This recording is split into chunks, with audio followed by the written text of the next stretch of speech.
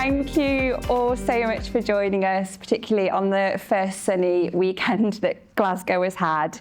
I'm delighted to be moderating this conversation. My name's Ellie. I am a white woman. I have kind of light brown hair. I'm wearing a black top and green stripy trousers, and I am the project lead of the TV Access project, which is an alliance of the 9 largest broadcasters and streamers in the UK who, after Jack Thorne's McTaggart lecture in 2021, have pledged to work together towards a goal of full inclusion for disabled talent by 2030.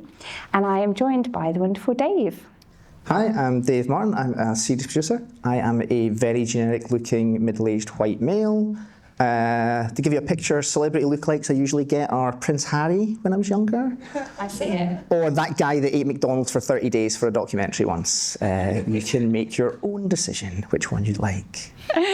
And do remember to use the QR code on the screen throughout the session. We'll come to questions at the end. But before we get properly stuck in, let's have a little look at some of Dave's work. Pleasure to launch the brand new BBC Scotland. How hard can it be? It's just picking stuff up, isn't it? I'm having second thoughts. I feel like you might be right, Will. Upside down might be the way. Oh. We're going to get some looks on the way back to the barn. Yeah, we are. Well done, you. So now it's time to get back on the booze. Wahey! You didn't need to leave the flats. You could buy your drink here. You could buy cheap vodka here. You could buy cheap champagne up these flats. Ah! You look amazing! You look ridiculous. Which appropriately takes us to a section we call We Sincerely Hope You Don't See It. Give Granny a nudge. Hey? 2 men, 2 towels? Either les beaux-frères know what they're doing, or we're about to get a load of complaints. Well, that's going to make some interesting discussion over dinner, isn't it? I remember Colin Hendry saying, I can't do keep it up here, I'm a defender. That's the spirit. For Cross, the Riviera was both a muse and a nurse, sort of like an arty Florence Nightingale. La photo, c'est la jeunesse. Pour moi aussi, c'était ça. C'était... Nigel Havers, is there anything you won't turn into a lamp? Nothing.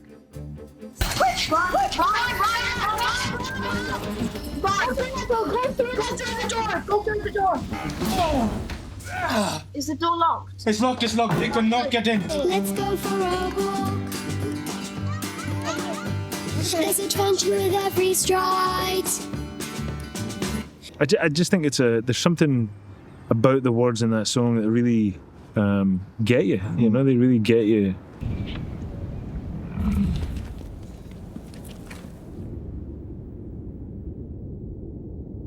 As soon as I came upon them, I just could feel the hairs in the back of my neck. Heart rate, everything is just going. I would like to make you an offer. There's absolutely no pressure at all. I'm offering you right now £100,000. It is, it's crunchy. Oh, it's really nice. I'm not sharing. Oh, go on then. A local landmark for over 25 years, the Scottish Crannock Centre brings an Iron Age community to life. With heightened moments of violence that just spring out of an absurd situation escalating. Abby, name as many African countries as you can. Off you go. This is awful. Go. Think about it. You've got this. Ghana, Zimbabwe, Jamaica. And the goal that ended decades of stifling defensive catenaccio was made in Glasgow. I mean, when it went really bad, it got quite physical between you. Yeah. I mean, how bad did it get, the fighting? Well, it got bad. It got to the point where I had to call 911, which, you know... I mean, this is a very depressing montage, isn't it?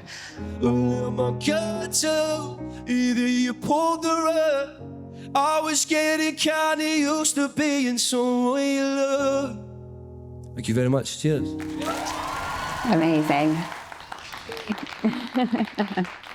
Like so many genres in there, and I think that is one thing that we're really lucky in Glasgow to get the opportunity to do as freelancers, is to do lots of different genres. Looking back, what are some of the key moments in your career that got you here? Well, yeah, I mean, if I can kind of ignore the question and go a little before the career. Go from the beginning. Right from the beginning. So before I worked in telly, I paid my way through uni as a criminal justice worker, which is if someone had done their time in jail but wasn't quite safe to go back in the community, they'd get like a 2-bed flat in Drumchapel or the Gorbals, and I'd go and live with them, maybe for like 6 hours, maybe for like 2 or 3 days, and just kind of role model for them and try to stop them offending again, you know. And then that was well paid enough that I could do a bit of freelance journalism on the side as well. So I used to write for like lads mags during the week. And then I was a literary critic for the Scotland on Sunday at the weekend. You know, now those things seem very off topic, but actually you don't realise until later on that those are skills that have basically sustained a career for me. It's like working in difficult places with difficult people and knowing how to change your voice from, you know, the populist to the more pointy-headed stuff. It's like, you know, the best training I could ever have. You know, I always think time spent on skills, even if they don't feel like it at the time, are rarely wasted, like long term, right? But anyway, for telly. I used to volunteer at the TV festival in Edinburgh. It's like a room steward. And they had a scheme then called TUIP at work. So you would go and they would interview you, and then they'd send you off to like 3 indies or 3 companies, and one of them might offer you a job. So I was lucky enough to get on that scheme. I went to, I think it was Shine, BBC Scotland, and Wart Clements. And I flamed out at all 3 of those interviews and got offered nothing. You know, one of those people laughed me out their office. I think you can probably guess who it was if you've worked in telly in Scotland. And I mean, it was incredibly depressing. You know, it was horrible. I was like, oh God, I'm never going to work in telly now, you know. But you've got your 5 A's at TAP, obviously, right? Do you want me to? No. Okay. In a second, okay. 5 A's because Ellie is amazing, okay? But I've got my 5 R's of freelancing because I'm more of an arsehole, okay? And the first R is responsibility. Like, I probably wasn't ready for a job in telly at that point, and I have to take responsibility for that. What I did was I went away and I learned a bit about telly and I worked on some of my skills, and I came back and I was lucky enough to get back on that scheme the next year, and I got offered all 3 jobs, you know? So you cannot let people dictate to you if you'll have a career in telly. You do also have a bit of responsibility to make yourself the most, you know, the easy choice for people, I guess, to make sometimes. 5 A's, do you want to do it now? Yeah, I am going to steal a bit of Dave's thunder during the session and weave in some things around the TV Access project. So it's a template for inclusion in the industry, and the really amazing thing about it is no matter what genre you're working in, no matter what your role level is, if you're a commissioner or you're a runner, you can implement the 5 A's in your job. So the first one is anticipate. Anticipate you're going to be working with disabled people, and think about access as, you know, just standard a standard practice. Ask everyone you're working with if they have any adjustments that they need. Assess your environment, surroundings. Let's say you're going on a recce or different locations, assess the accessibility. Adjust, make the adjustments that are needed. And finally, I think one thing that will be a theme with this session is advocate as well, because that's something that you've done a lot of throughout your career as well. So advocate for disabled talent, set really high standards for your teams. But yeah, go on, sully the 5 A's with your 5 R's. I mean, you'll get them one at a time, okay? I'm not as organised as Ellie, okay? So should we go with advocacy maybe? Shall I start with that? Okay. So you know, like, obviously Taylor Swift and I have a lot in common, right? You know, big online followings, both been called the voice of a generation, although in my case that generation is pensioners. But mostly I tend to think in my career less in terms of like individual shows that I've worked on and more in terms of eras. Okay, so we had a brilliant start on telly. We had the Storyville era where I'm off making feature docs all over the world. And then we had the Richard and Judy's, the celeb era, the Richard and Judy's, the Piers Morgans and all that kind of thing. And then I ended up where I wanted to be, which was in the BBC Arts era, you know. So I'd done a relatively well-received doc for BBC4 about Art Nouveau, convinced my exec on that I should be an AP. I had flown out to New York, and like, you know, my granddad was a coal miner in Fald House, right? And I'm standing in Martin Scorsese's private viewing theatre above the Directors Guild of America, and you're like, fuck me, I've made it, you know?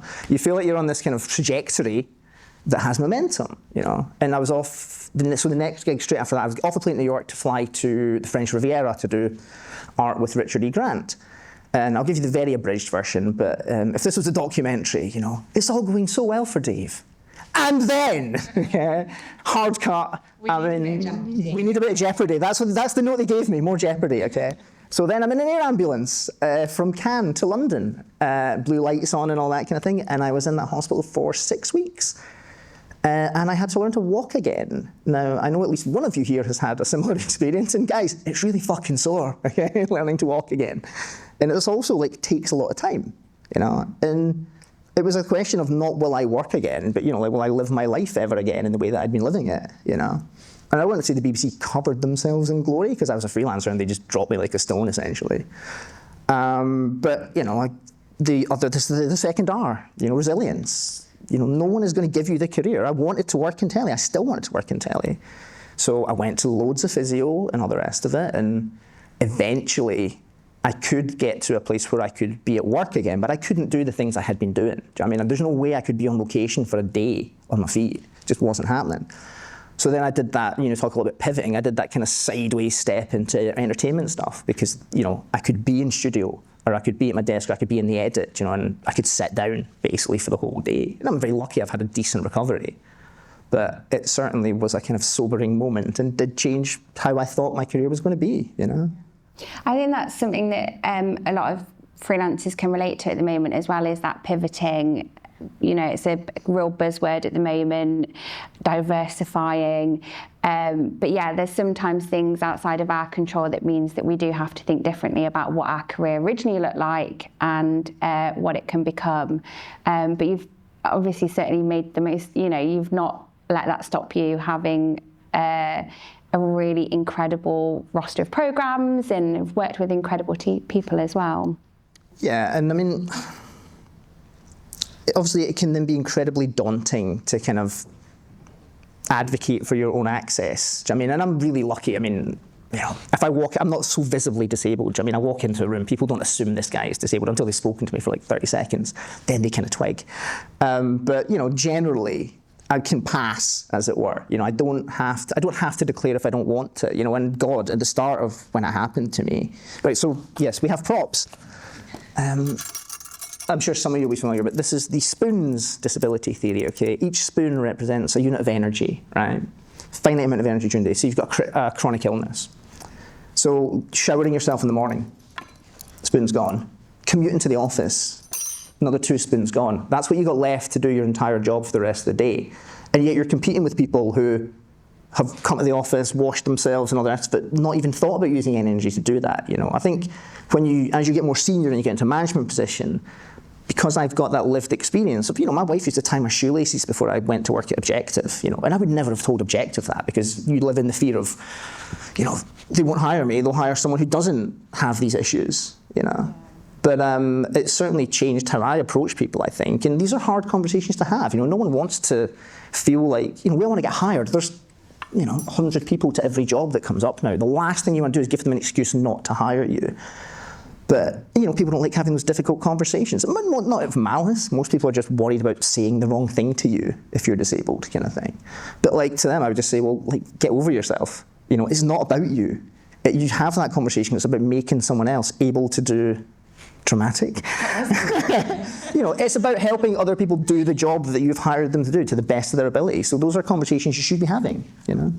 Have you seen a culture change, though, from when you started and you were first having to talk about your own access to what we see today? Have you seen a shift? Yeah, I mean, I would say so. I mean, I don't think you would be able to treat someone that the BBC treated me like these days. It would be, you know, politically disadvantageous to them.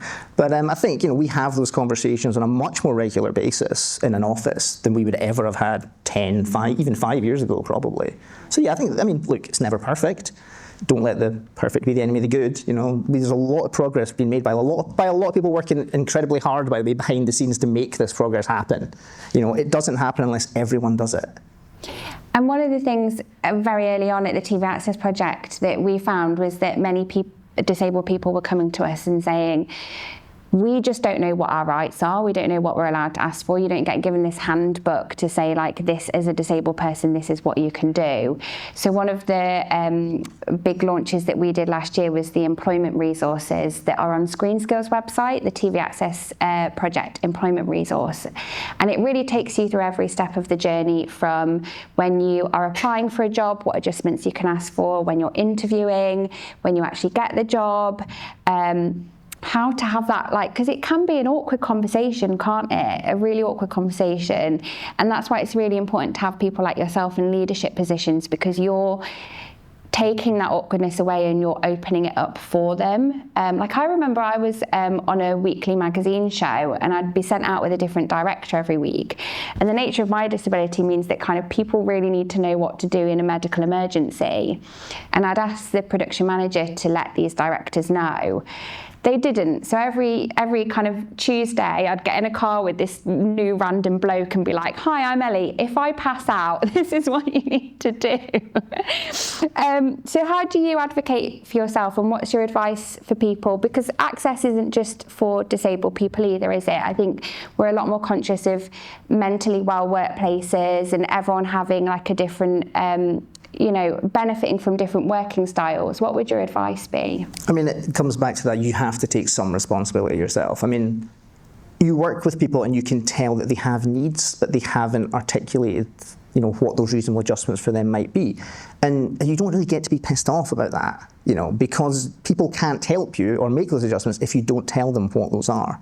I would just hope that, again, because I have had some experience of that, when I talk to people, they are comfortable coming forward and having those conversations. Yeah. I'm going to move on to section 2, if that's okay. Do you have anything else from section 1? Okay, cool. We're keeping on time, Dave. We're doing well here. So you build teams as a series producer. So what are you thinking about, particularly in this commissioning squeeze where there's less programmes being made, it's getting more competitive, as you say. What are you looking for? What are you thinking about when you're starting to pull a team together? Yeah, I mean, the reality is the industry is not in a great place. No one's pretending it is some amazing rainbow solution to this. You put an ad out for an edit producer, you might get 50, 100 applications in for it. There are, from all over the country, not just Glasgow. People are willing to come up from London and do it or whatever. People are desperate to work. We all want to work, We're TV producers in the main, So my third R, if you want to, it's all about marginal gains at this point, essentially. What is the thing that gets your CV up there and when someone else's get chucked away? And it's represent yourself is what I mean by that. Make sure that the version that you are applying with is the best version of you possible. I've failed every job interview I've ever had, I think, pretty much. Do you know what I mean? Thank God TV hires in a very informal way with people calling you up, because that would never work. Do you know what I mean? Do you think that's fair, though? I will challenge you on that. Do you think that that's the right approach? No, it's absolutely the wrong approach. And I always talk to production managers about putting the ad out to the widest possible thing and all the rest of it, because I think it's a really shitty way to treat people, is just call your mates up to do the job. Do you know what I mean? But also there's the converse. If you do a job for someone on a returning series, I would also expect to be asked back again, because I've kind of done the work for them, right? So represent yourself at the best. If I'm hiring you for a casting job and you send me the same generic email that you've sent to the other 10 production companies in Scotland, all that tells me is if you get this job, that's the lazy approach you're going to take to casting someone for our show. Do you know what I mean? Show me you can do it. Don't tell me you can do the job. Show me you can do it. Come and cast me in that, in that approach. It doesn't work for tech skills necessarily, but send me your show reel. But always just work on what is that thing that makes me the most likely person to get left in the pile when they start whittling it down to the top 3 people, right? I mean, actual example, I got an email from someone during the week, let's give her a shout out, Eve Ferguson from Stellify over in Belfast, which is a lovely company if you get the chance to work there. Matt and Kieran are great and talented men. But she had bumped into a commissioner and said to him that she wanted to come back to Scotland eventually at some point. And he said, get in touch with Dave, he knows some people, kind of thing. And she sent me this nice intro email, but at the end she said, thanks, but don't feel you have to get back to me. I know you're really busy. And I was like, well, you've done well played, Eve Ferguson, because that guarantees that I am going to get back to you, okay? But one, out of guilt, but also because it shows a level of emotional intelligence and that you're the one doing the ask here, you're the one who's come into my space and then expects me to respond to you kind of thing, that I know that you'll be good with people if I do hire you. So, you know, like, give me tiny things, you know, that are just, it is those things that will get you to stand out a little bit, you know? Yeah, because we were talking the other day about, you know, we shouldn't expect someone to be the architect of our career. We shouldn't expect or assume to get the job. We do have to take responsibility and really carve that path out for ourselves, don't we? Yeah, which is a really hard thing to tell people when there are way less jobs available to people. You know, this is the reality. You know, wishing that our industry was different is not going to change that. So this is what you can do. I mean, I've gone from being one of the go-to archive guys to doing more kind of comedy stuff, to doing proper documentaries. You know, you're always kind of looking for what are the spaces where there's somewhere for me to go. You know, and that takes a bit of sitting back and doing a bit of research and working out, well, you know, what are the genres that are flourishing just now, and what are the ones that are absolutely not going to be? What are the companies that might have a space for me? Lots of companies will have their own series producers. They don't need me, you know. Me going to apply to every indie in Scotland is completely pointless. There's plenty more people already in that job, and as there should be, you know. Jobs aren't all for me.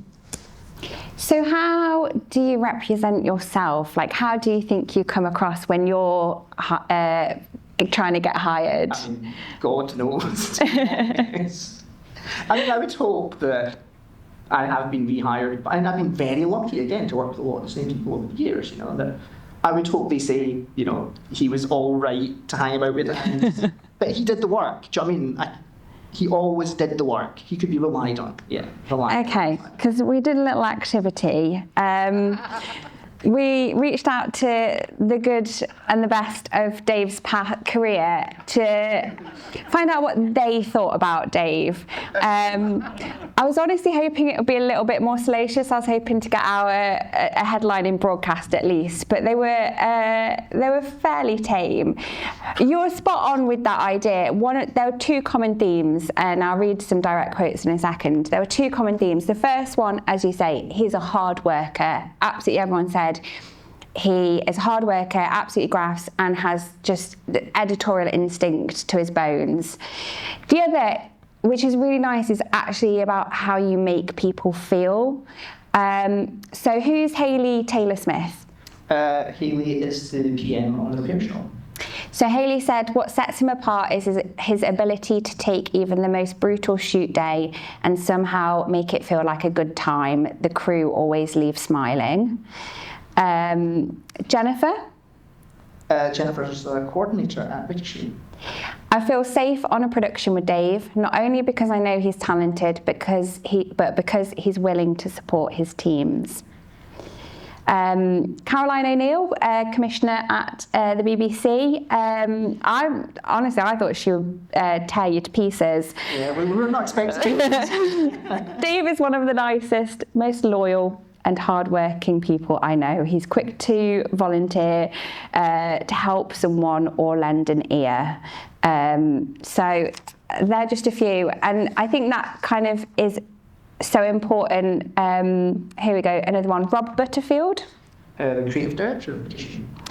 Dave is incredibly generous on set, looking after everyone with equal care, from the talent to the runners. I mean, I guarantee you can find plenty of people who've worked for me who would disagree with some of those. Okay, but it does, when we talk about those kind of marginal gains and the small things you can do, I mean, I figured out pretty early, I think, that you're not going to be the prettiest in every room that you go into, and you're definitely not going to be the smartest in every room that you go into, but you can be the hardest working. Like, you know, that's control the things you can control. I used to get up an hour early to get in, cross London to get into the office and cross things off my list, because, like, I can work harder than the next guy. That I can do, you know. I think it's kept me in work for a long time. I'm going to read a slightly longer one out from John McClaverty. So who's he to you? John is like my TV dad, who basically taught me everything I know about directing. Yeah. And this was in BBC Arts, right, yes, as well? So that kind of really key moment in your career where you thought, I've made it, this is it. Initial impression of Dave, hairy. Also self-effacing. I probably underestimated him a bit, particularly as young guys who work in TV are often entitled and assume they're just passing through research on the way to directing glory. Here was this guy in a variety of goofy t-shirts with a sarcastic line in humour. We're working on a fairly high-end art stock, and I did wonder if I'd have been better off with an attractive art school graduate with a nose ring called something like Petal Buckingham Faberage. My considered impression of Dave, still hairy, but if TV production was school football, I'd always point to Dave as my first pick. I mean, the thing to say is I've benefited massively throughout my career by having amazing bosses. I mean, genuinely, like from my first job at Tigerley, where Nikki Parrott and Natasha Dack were like both creative producers, but also amazingly savvy businesswomen kind of thing. And then Briege McClune was my boss in Ents, who's now the exec on House of Games. John taught me everything I know about directing. I mean, Toby Stevens took me from being a guy who was kind of in the ghetto of archive and made me a much more rounded producer and all the rest of it. And then, you know, Rob's given me a lot of the more senior opportunities.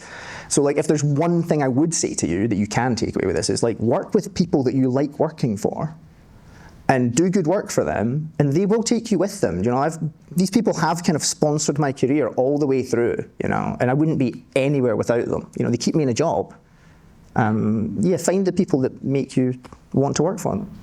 I'm going to give you this because there's some lovely stuff in there that I want you to enjoy.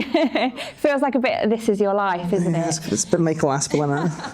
It's the end of my career. Well, yeah, possibly. Well, that was a big thing, is you give back to people, and that's really important, isn't it? Is making sure, you know, we all make sure that the kind of ladder goes back down below us so that we can all pass on our skills, pass on the lessons that we've learned as well. I don't know if you've got any particular advice for anyone around that.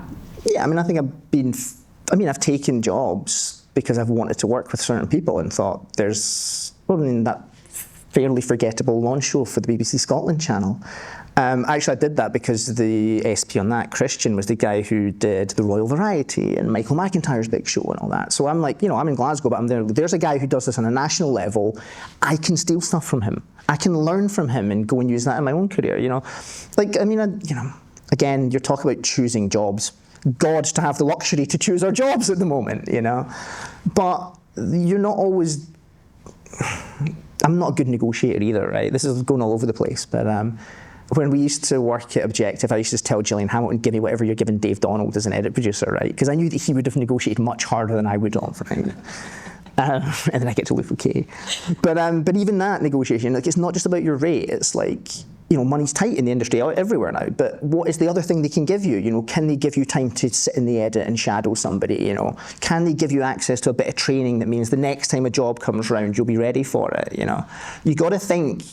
If you're thinking long career, like, what are the things that will build a career? It's not just the money that I do need to pay my mortgage in the short term, you know, but like, think about what else you can get out of it from working with people. Yeah.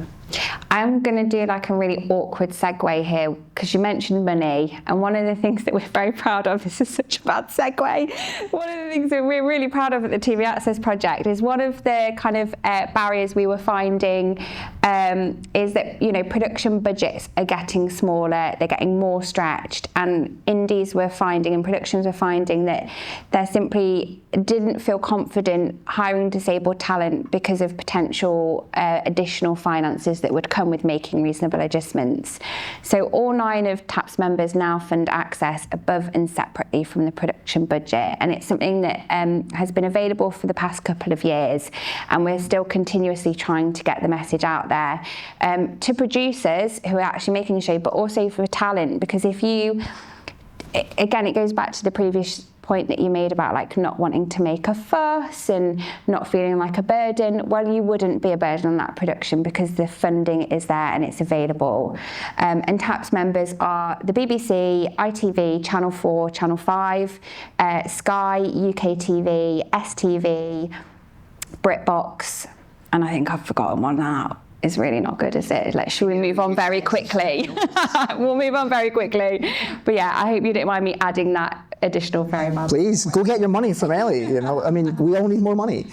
It doesn't come from me, it comes from the broadcasters. Don't ask me for any funding. Is there a piece of advice that you find you give yourself repeatedly? Myself? Or give to other people? Or other people. I do. I mean, it's when you talk about stealing things, I actually stole this from terrible 90s action movie Street Fighter with Kylie Minogue and Jean-Claude Van Damme, and then tweaked it slightly to have relevance to TV, okay? But on the first day of any like production, what I always do is get the crew together, you know, and there's two things that are really important to tell them. And one is that we are family now, do you know what I mean? Because TV crews bond hard and fast because you're in the trenches together with a common goal, right? And families will fight and families will disagree. Come and talk to us. If you have a problem with your line manager, you come and find me or you find an exec. We want you to do the best job you can do and be as happy in the job as you can be. And that means sometimes come and talk to us if there's a problem, right? The second thing is, like, we know it's going to be Friday and it's going to be contributor number 7 and all we want to do is go to the pub, right? But for them, this is Christmas and their birthday, highlight of the year, all rolled into one kind of thing. They're the ones who give up their time to us, usually for nothing, to make our shows. The least we can do is put a smile on and make them feel for a few hours like they are the most interesting person in the world, right? And I think if we have that culture on every show, it really comes through in the final product. I mean, like, you know, I work in the repair shop, the bidding room. The teams get amazing, lovely personal letters sent into them and all the rest of it, the casting teams, because they do work really hard to make these people feel valued, you know. People should interact with us and leave feeling like they are the better for it. Yeah, I love still getting, you know, like Christmas emails from contributors that I've shot with like 15 years ago. It's amazing that you are such a kind of pivotal moment in their lives, isn't it? I mean, people love telly. Even, I mean, you go to a party, you know, I went to a christening full of doctors and surgeons and all that, and all they want to do is talk to me about making TV shows, because people love telly still. You know, they don't watch it very much now, but they still love it. Just a reminder, we will come to questions in a minute, so do scan the QR code and submit any questions that you have for Dave. Well, it's interesting you say that. I'm going off script here, because you talk about like not wanting to make a fuss, but what you're saying for you as a series producer, as a team leader, you are saying, come to me if there's an issue. Cause a fuss. Cause a fuss, you know, like, but that's what you're here. I mean, like, nobody got into telly to be middle management. Do you know what I mean? Like, I used to make things. That was kind of why I wanted to do it as a job. And I'm kind of lucky, I guess, that I'm quite often series producer and director now. So, you know, I'm still quite on the tools and all the rest of it. But, you know, like, I didn't plan to be a manager of people at any point. I just wanted to make TV shows, you know, because I like making TV. And it's not like there's a lot of formal training for most of your bosses that you'll have in telly. They all just, you know, they get promoted all the time. And part of it is, I mean, being an AP is the best job in telly. I don't know why it can't just all be APs all the time. You get all the fun bits and none of the responsibility, really, for the final thing. If anyone's hiring, you know. But yeah, so I mean, I didn't plan to be a manager. But you know, at a certain point, maybe you want your voice to be heard, and I like having more of a say in how the programme is shaped and all the rest of it, and being part of this. And hiring your team is the thing. You get to. The good thing about me is I kind of get to choose who I work with. Yeah. You know, so if I'm picking people, it's then my responsibility to solve their problems if they have a problem. You know, it's not like they've been foisted upon me. It's like, and you don't always pick the obvious person. You know, sometimes you pick someone because you see something in them that is worth nurturing, and they haven't had that opportunity before, you know. I mean, the first hire I ever made in telly, it was between someone with a very classic kind of media studies career path and all that, and then somebody who worked in HMV, right? And I interviewed them both, and the one that had the media CV, everything was always someone else's fault. There'd been all these problems and anything she'd ever done, but it was always somebody else's fault and all the rest of it. And the one who worked in HMV were like, she was just used to dealing with problems and getting her head down and doing the job, right? Now, she manages the entire commissioning team for the BBC, the first person I ever hired in telly, you know. And she would have got there eventually without me, probably. But there is always that thing of, you know, it's my responsibility to nurture these people if I'm going to be, you know, well, again, I had it so luckily from other people that it's only fair that I try and give a bit of that back to the people that I hire. Yeah. One of the things that we have created is, and to kind of make those kind of awkward conversations a little bit easier, access passport. passports. So they're a document that's owned by the individual, and it allows you, and the film and TV charity have quite a similar one. If you have worked on a mentally healthy production, they've got one called Working With Me. So it's not just around disability, but it allows you to kind of go, these are my reasonable adjustments that I need on the job, this is how to get the absolute best out of me as an individual. And then you can take that on your first day, and instead of me, say you hired me as your AP, instead of me going, oh, Dave, brand new person I don't know, seems like an all right bloke, but I'm still a bit nervous, I can just give you my access passport and say, this is how to get the best out of me as part of your team. And you can just go away and put that in place, and hopefully it makes that process a little bit easier. Because if you think about someone who's not freelance, they're going to have that conversation once every 5 years when they change job, whereas we're doing that, every 6 weeks sometimes, having to have that conversation again. So that makes it a little bit easier as well. Is that something that you've used before? We haven't. I don't think I've ever had someone hand me an access passport, but I'm all for it if you have one, Yeah, I'll send you the link afterwards. What advice would you give to people who are stepping into leadership roles? I probably kind of covered it already, but it is that thing of steal. Look at the bosses that you had, who you enjoyed working for, and kind of critically try and analyse why you liked working for them. Because we role model for people all the time, and we have role models, and that will teach you the kind of boss you want to be, probably by follow the good ones. Not that I've done this for 20 years. There's been the occasional bad one, But yeah, that's it. Because there is no training, really. I did that series producer training course when Screen Skills ran it, which, by the way, I could not recommend enough. The other thing that has kept me in work for 20 years is I was with a TV festival for a while, and then I think it's The Network now, they've rebranded it as. And then I was Fast Track with them, which is now Ones to Watch. Oh no, it's Visionaries. Visionaries now, okay. I was clearly not a visionary back then. But each of those what that gives you is a cohort as well of people who are kind of at your level, right? So the people that started off in tele with me, I still chat to some of them, the people that I was on Fast Track with, still, I went to lunch with them last week, one of them, the Screen Skills guys, being a series producer is quite an isolating job in some ways, because you're the only, it's the best and the worst job in telly, because it's shit from underneath and shit from above kind of thing, and you've got to be across everything all the time, and yet have no control over things. And it can be isolating, because you don't necessarily, if you have a problem, you can't necessarily run to your boss about it, right? But what I have is 20 other series producers on a WhatsApp group that I trained with. And we can bounce things around and all that stuff. And again, there's formal and informal networks, I guess, and these people will also keep you in work sometimes when you need to go. I would like to think I've not burned bridges because I've never really asked for favours from people. I'd prefer to do a favour for someone if I can, because I think if you can and it costs you nothing, why wouldn't you want to help people, Which is one of the 5 R's, indeed, which is referral. People quite often come to me and say, do you know a good whatever kind of thing? Again, because I've just been around for a very long time. But also I run that Freelancer's Christmas party, which I inherited from someone else when I started, and it's a big deal, but we make sure there's a Christmas party for people if they're not at a company, so they have somewhere to go. So I kind of like to be quite plugged into, who's around, what they're working on, who the new people are that are coming in that we don't know about yet, kind of thing. So I get asked for referrals a fair amount, and I used to turn down a lot of jobs, again, when there were jobs to turn down, because I'm not going to be the best person for the job. If you're making a daytime quiz in Glasgow and you ask me, I'll be like, well, hire Gillian McNeil or hire Nick Ganyaden. And if they're not available, then come and hire me, But I'm not the best guy. And it seems I'm an incredibly mediocre camera person. So if you came in, I'd be like, I can recommend you 3 other people who are better for this job than me. And that kind of, I guess, being kind of honest with people has always stood me in good stead. So refer people on, and people will refer people back to you as well. It's.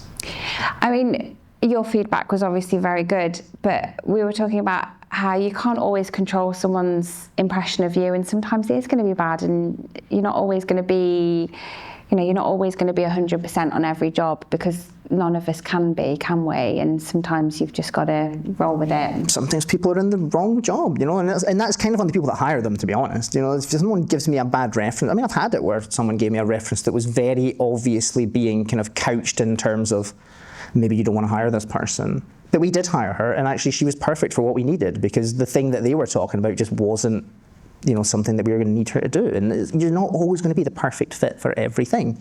Again, this is all predicated on, you know, having a job. I mean, which is my final R, if I can. Yes, and do we have any questions for after the last R? Awesome, okay. Which is reinvention, right? So, like, look, I mean, there's no point, like, bullshitting about it. Do you know what I mean?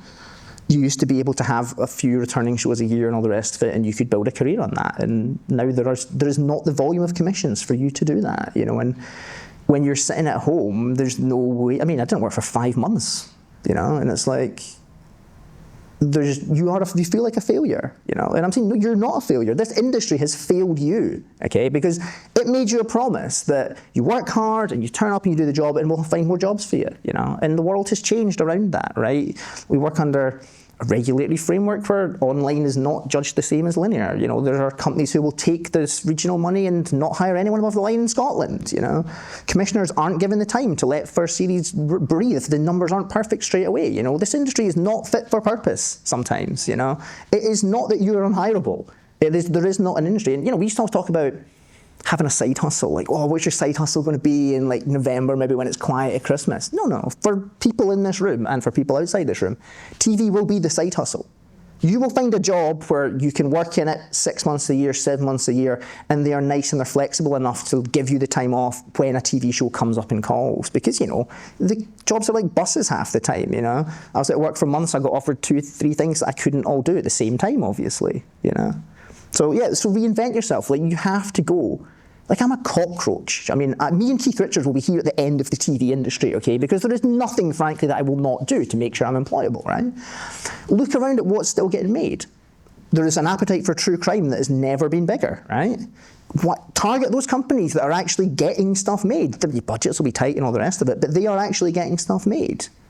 And, you know, welfare has exploded over the last few years. You know, there's no welfare producers when I worked in telly for 15 years.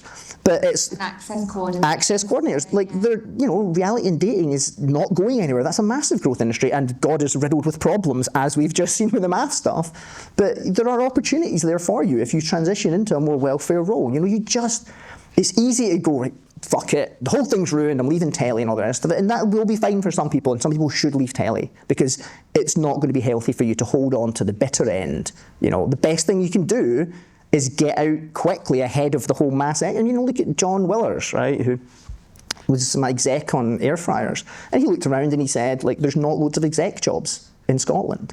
So instead he's gone and set off his own kind of like boutique design consultancy instead, you know, and he's found a space for himself in the industry that didn't exist before, really. You know, some people will be able to do that. Some people will not. I love the 5 R's. We've got the 5 A's at TAP, so I think action for freelancers. If you're in the room, I think you should copyright them first, get some money for them. What would people say? Oh no, sorry. I just wanted to say thank you, Dave, who gave me my first shooting job in TV. You really helped me adapt the role and be comfortable with the crew about my needs. It really helped me give the confidence in the industry and made me believe that someone with a disability can work in TV. This is just like a Dave love fest, isn't it? I love it. I love it. And there's another question here. How do you know what disability access requirements you can reasonably ask for when you've spent your whole career so far muddling through without them? I mean, that's like such a common question that we get asked, isn't it? Do you mind if I take that one first? I think I find a really good exercise is to sit down and just think about what you do throughout the working day. Think about where those barriers come up for you. So for you, it might be, if we're using the spoon theory earlier, travelling to the office, and then thinking about the solution to that. So it might be, okay, well, I maybe want to do some working from home days then.